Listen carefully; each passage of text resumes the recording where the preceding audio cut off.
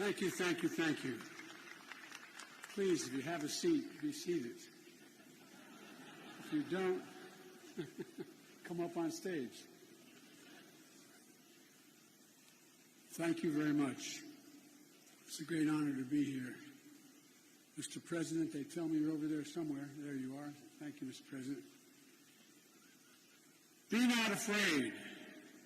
These are the first words at the first public address of the first Polish Pope after his election in October 1978. They were the words that would come to define Pope John Paul II. Words that would change the world. John Paul brought the message here to Warsaw in his first trip back home as Pope in June of 1979. It was a message about the power of faith, the power of resilience, the power of the people. In the face of a cruel and brutal system of government, it was a message that helped end the Soviet repression in the Central Land in Eastern Europe 30 years ago. It was a message that will overcome the cruelty and brutality of this unjust war. When Pope John Paul brought that message in 1979, the Soviet Union ruled with an iron fist behind an iron curtain. Then a year later, the Solidarity movement took hold in Poland. While I know he couldn't be here tonight, we're all grateful in America and around the world for Lech Walesa.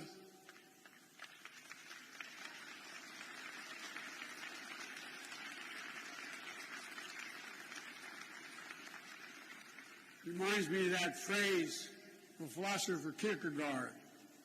Faith sees best in the dark. And they were dark moments.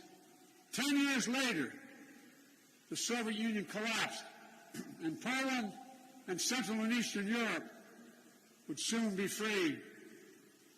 Nothing about that battle for freedom was simple or easy. It was a long, painful slog, fought over not days and months, but years and decades.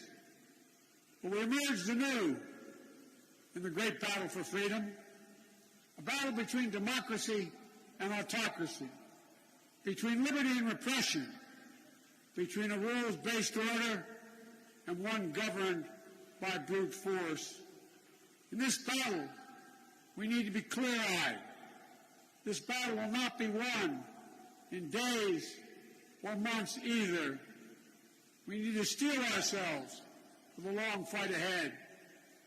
Mr. President, Mr. Prime Minister, Mr. Mayor, members of the Parliament, distinguished guests, and the people of Poland, and I suspect some people of Ukraine that are here.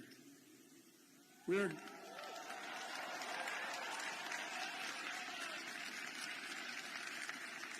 gathered here at the Royal Castle in this city that holds a sacred place in the history of not only of Europe, but humankind's unending search for freedom.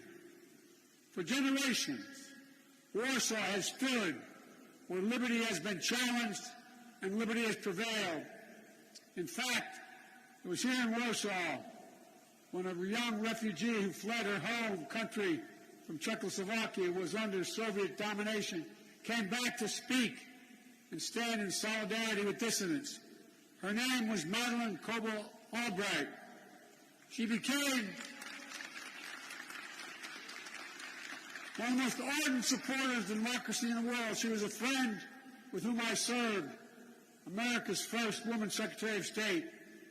She passed away 3 days ago. She fought her whole life for essential democratic principles. And now, in the perennial struggle for democracy and freedom, Ukraine and its people are on the front lines, fighting to save their nation. And their brave resistance is part of a larger fight for an essential democratic principles that unite all free people. The rule of law, fair and free elections, the freedom to speak, to write, and to assemble, the freedom to worship as one chooses, freedom of the press. These principles are essential in a free society.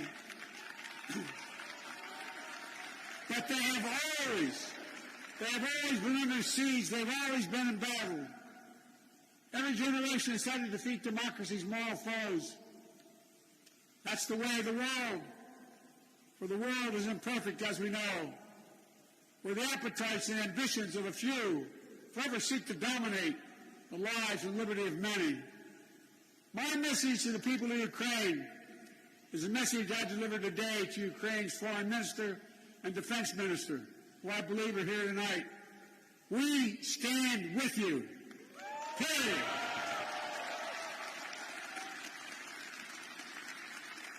Today's fighting Kyiv and Metropolitan Kharkiv of the latest battle in a long struggle. Hungary, 1956.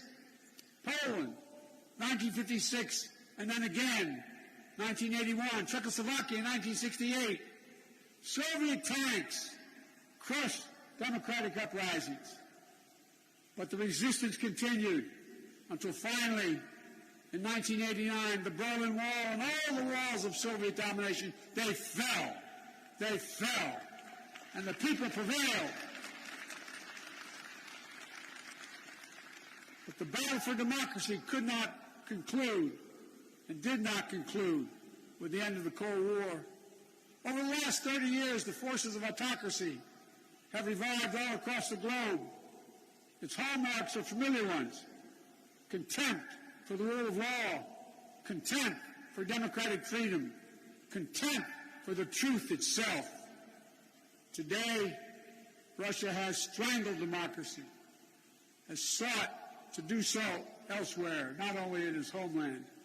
Under false claims of ethnic solidarity, it has invalidated neighboring nations. Putin has the gall to say he's denazifying Ukraine. It's a lie. It's just cynical. He knows that. And it's also obscene. President Zelensky was democratically elected. He's Jewish. His father's family was wiped out in the Nazi Holocaust.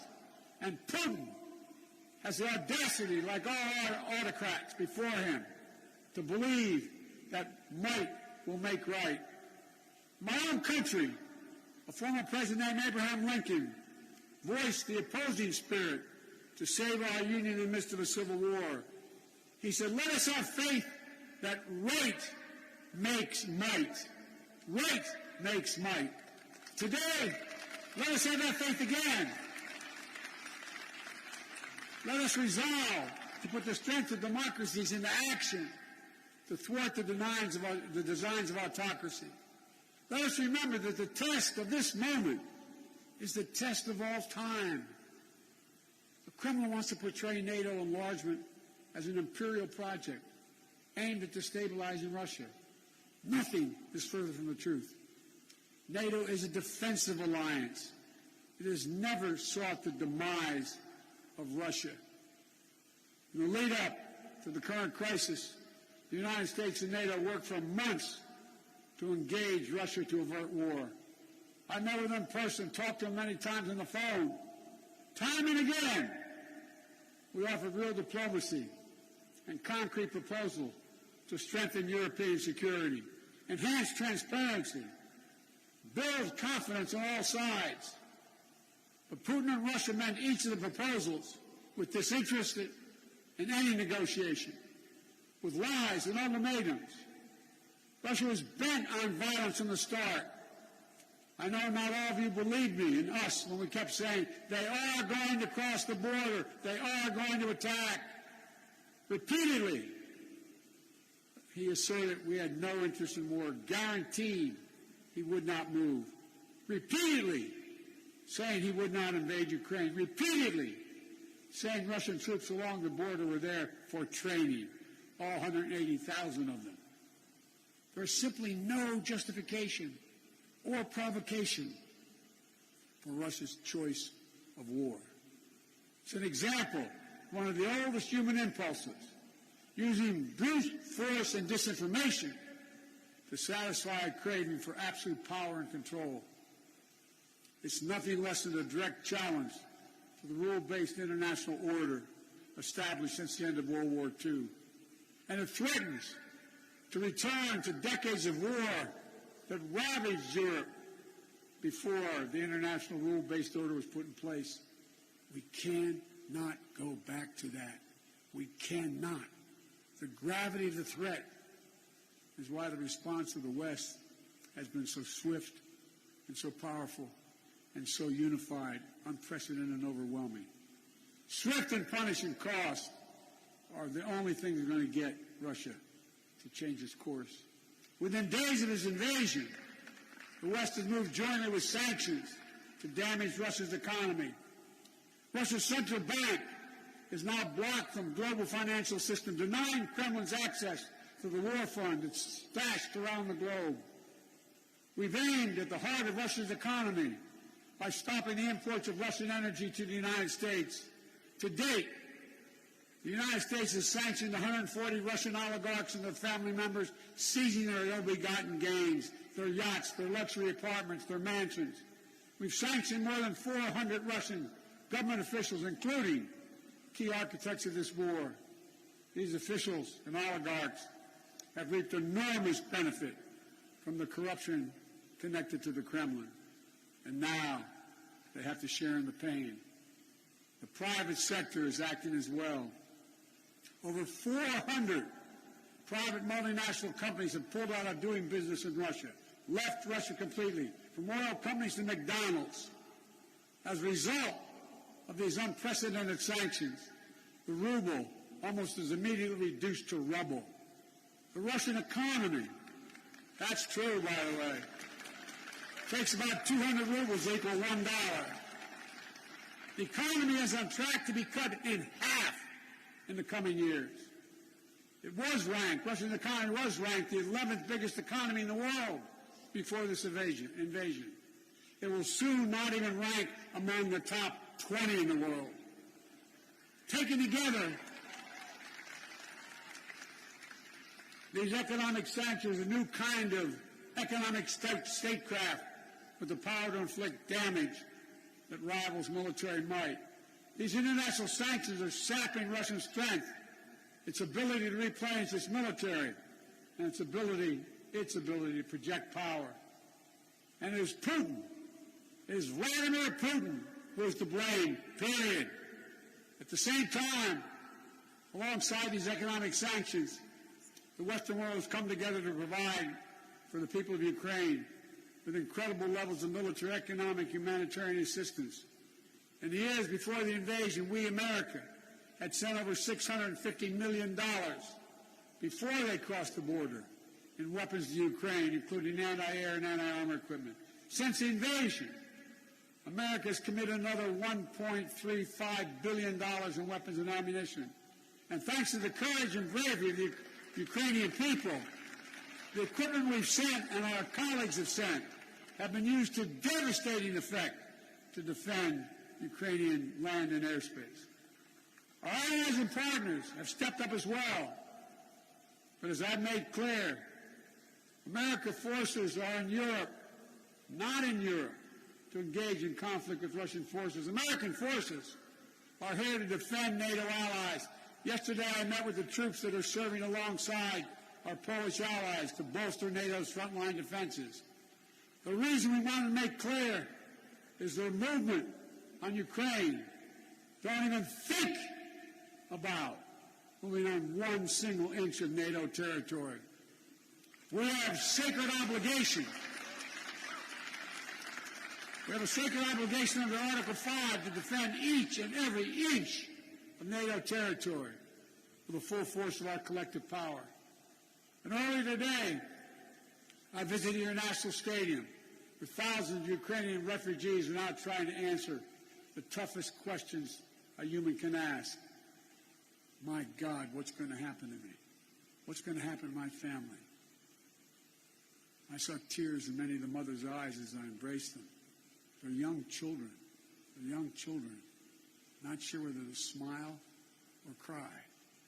One little girl said, "Mr. President," she spoke a little English, and my brother and my daddy, are they going to be okay? Will I see them again? Without their husbands, their fathers, in many cases, their brothers and sisters who stayed back to fight for their country. I didn't have to speak the language or understand the language to feel the emotion in their eyes where they gripped my hand. Little kids hung onto my leg, praying with a desperate hope that all of this is temporary. Apprehension that they may be perhaps forever away from their homes. Almost a debilitating sadness that this is happening all over again. But I was also struck by the generosity of the people of Warsaw, for that matter, all the Polish people, for the depths of their compassion, their willingness to reach out, for opening their hearts. Say to the mayor and the premier to open their hearts and their homes, simply to help. I also want to thank my friend, the great American chef, Jose Andres, and his team for help feeding those who are yearning to be free. But helping these refugees is not something Poland or any other nation should carry alone. All the world democracies have a responsibility to help, all of them. And the people of Ukraine can count on the United States to meet its responsibility. I've announced 2 days ago we will welcome 100,000 Ukrainian refugees. We already have 8,000 a week coming to the United States of other nationalities. We'll provide nearly $300 million in humanitarian assistance, providing tens of thousands of tons of food, water, medicine, and other basic supplies. In Brussels, I announced the United States is prepared to provide more than $1 billion in additional humanitarian aid. The World Food Program told us that despite significant obstacles, at least some relief is getting to major cities in Ukraine, but not Metropole. No, excuse me, not Mariupol, because Russian forces are blocking relief supplies. But we'll not cease our efforts to get humanitarian relief wherever it is needed in Ukraine and for the people who have made it out of Ukraine. Notwithstanding the brutality of Vladimir Putin, let there be no doubt that this war has already been a strategic failure for Russia already.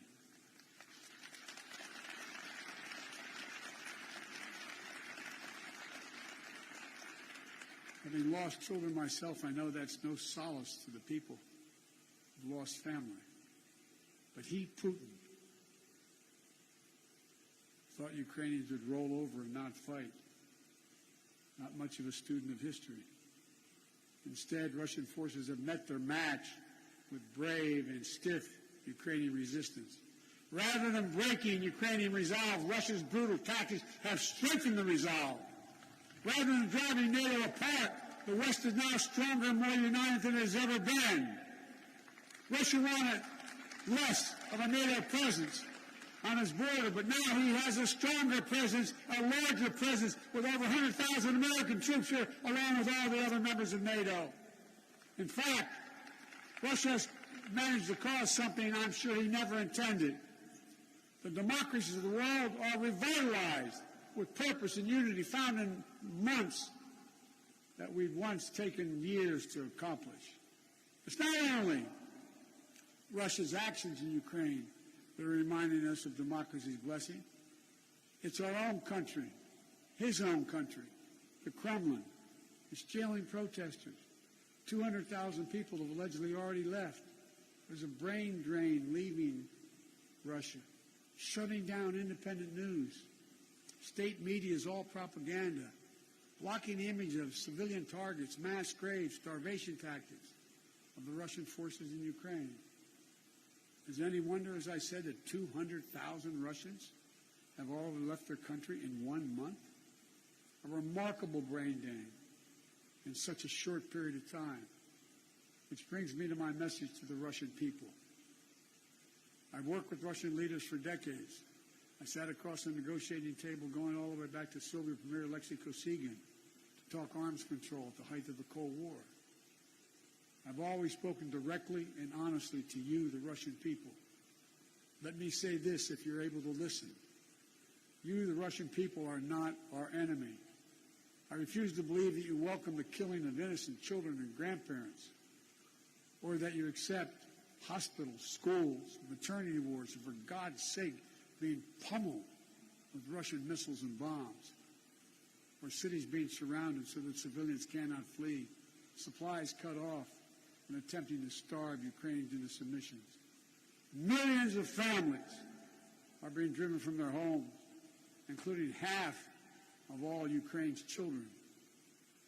These are not the actions of a great nation. Of all people, you, the Russian people, as well as all people across Europe, still have the memory of being in a similar situation in the late 30s and 40s. Situation in World War II, still fresh in the minds of many grandparents in the region. Whatever your generation experienced, whether it experienced the siege of Leningrad or heard about it from your parents and grandparents, train stations overflowing with terrified families fleeing their homes, nights sheltering in basements and cellars, mornings sitting through the rubble in your homes. These are not memories of the past, not anymore, because it's exactly what the Russian army is doing in Ukraine right now. March 26, 2022, just days before we're at the 21st, you were a 21st century nation with hopes and dreams that people all over the world have for themselves and their families. Now, Vladimir Putin's aggression have cut you, the Russian people, off from the rest of the world. It was taking Russia back to the 19th century. This is not who you are. This is not the future you deserve for your families and your children. I'm telling you the truth. This war is not worthy of you, the Russian people. Putin can and must end this war. The American people will stand with you and the brave citizens of Ukraine who want peace. My message to the rest of Europe, this new battle for freedom has already made a few things crystal clear. First, Europe must end its dependence on Russian fossil fuels, and we, the United States, will help.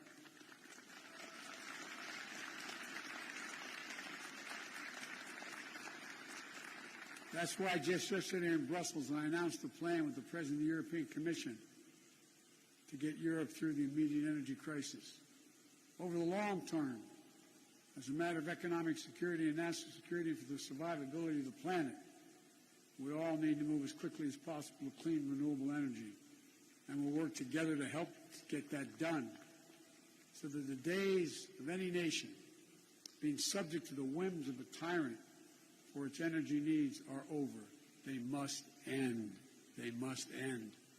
And second, we have to fight the corruption coming from the Kremlin to give the Russian people a fair chance. And finally, most urgently, we maintain absolute unity. We must among the world's democracies. It's not enough to speak with rhetorical flourish of ennobling words of democracy, of freedom, equality, and liberty.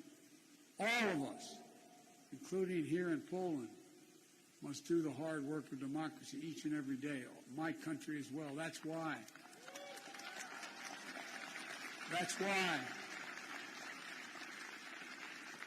I came to Europe again this week with a clear and determined message for NATO, for the G7, for the European Union, for all freedom-loving nations. We must commit now to be in this fight for the long haul. We must remain unified today and tomorrow and the day after, and for the years and decades to come. It will not be easy. There will be cost, but it's a price we have to pay, because the darkness that drives autocracy is ultimately no match for the flame of liberty that lights the souls of free people everywhere. Time and again, history shows that. It's from the darkest moments that the greatest progress follows.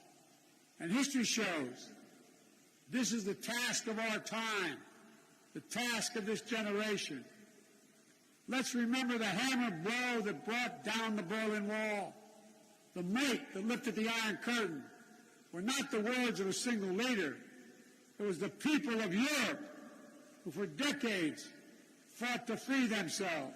Their sheer bravery opened the border between Austria and Hungary for the pan-European picnic. They joined hands for the Baltic Way. They stood for solidarity here in Poland. And together, it was an unmistakable, undeniable force of the people that the Soviet Union could not withstand. And we're seeing it once again today with the brave Ukrainian people showing that the power of many is greater than the will of any one dictator.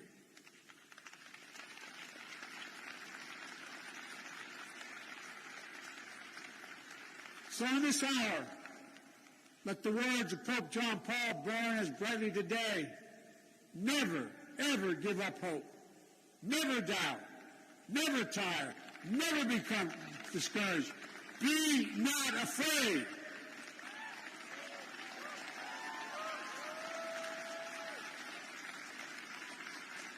A dictator bent on rebuilding an empire will never erase a people's love for liberty.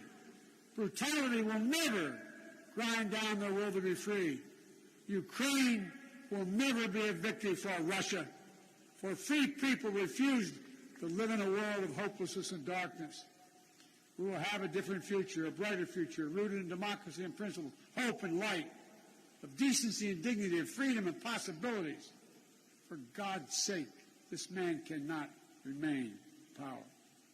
God bless you all, and may God defend our freedom, and may God protect our troops. Thank you for your patience. Thank you. Thank you. Thank you.